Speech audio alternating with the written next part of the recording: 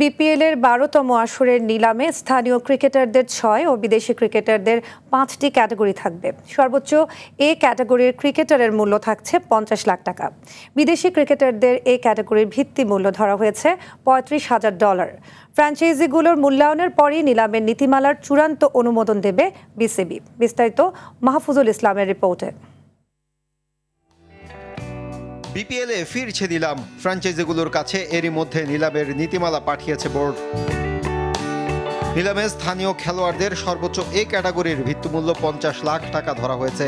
নিলামের প্রতি ডাকে মূল্য বাড়ানো যাবে ৫ লাখ করে। আর বিদেশি ক্রিকেটারদের সর্বোচ্চ এ ক্যাটাগরির ভিত্তিমূল্য $৩৫,০০০। এই ক্যাটাগরিতে প্রতি ডাকে বাড়ানো যাবে $৫,০০০ করে। বিপিএলের নিলামের এই নীতিমালা ফ্র্যাঞ্চাইজিগুলোর অনুমোদনের পর আনুষ্ঠানিকভাবে ঘোষণা করবে বিসিবি।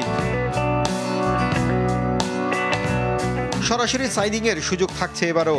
সরাসরি সর্বোচ্চ ২ জন বাংলাদেশি খেলোয়াড় এবং কমপক্ষে ২ জন বিদেশি খেলোয়াড় দলে নিতে পারবে দলগুলো। সেক্ষেত্রে দেশি ২ ক্রিকেটার নিতে হবে এ ও বি ক্যাটাগরির।